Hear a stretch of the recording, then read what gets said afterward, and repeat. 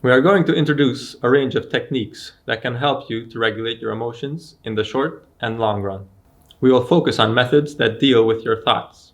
We will see how challenging your own thoughts and interpretations can change how you feel and how you react or behave.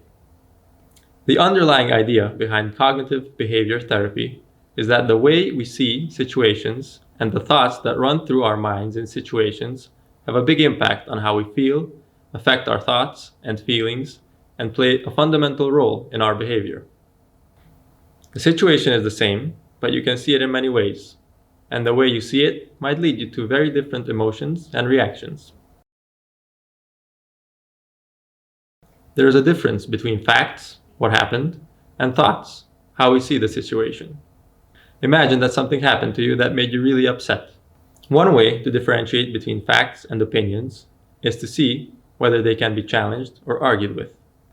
If we want to be able to regulate our emotions, it is important to be able to identify them and differentiate them from thoughts.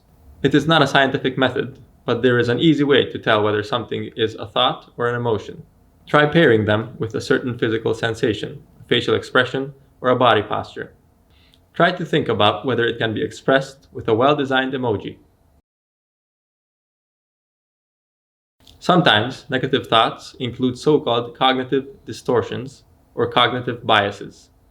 These are exaggerated, irrational thinking patterns that are typical for most people. Remember, it is not just you, and it can lead to unrealistic conclusions and negative feelings. This was a stupid test. This isn't what's gonna decide my life. I don't care. I'm sure that I have to study better. I have to give my all to correct this. It is what it is. I will try to learn more for the next test, but I'm sure not going to stress about it. Oh my god, I'm such a failure. They aren't going to hire me anywhere like this. Why would they?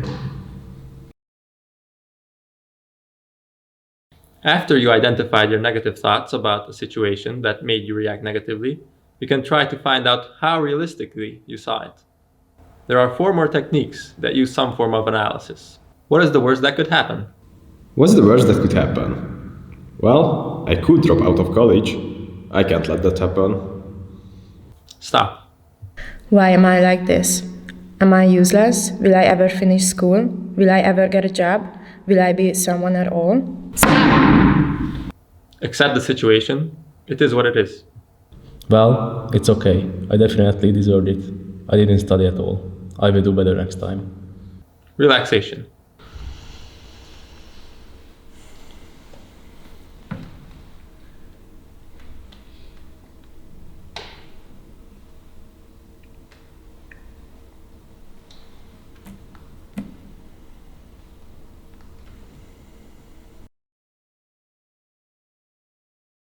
Lastly, let's see some tools that help ease your mind in the moment without trying to better understand your situation or trying to challenge your way of thinking.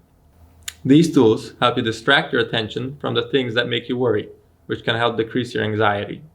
If later, looking back, the worrying thought seems irrelevant, you don't have anything to do with it, the distraction works, and it was enough.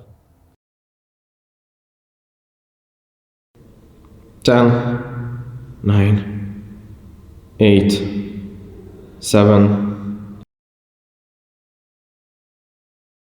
1A, 2B, 3C, 4D.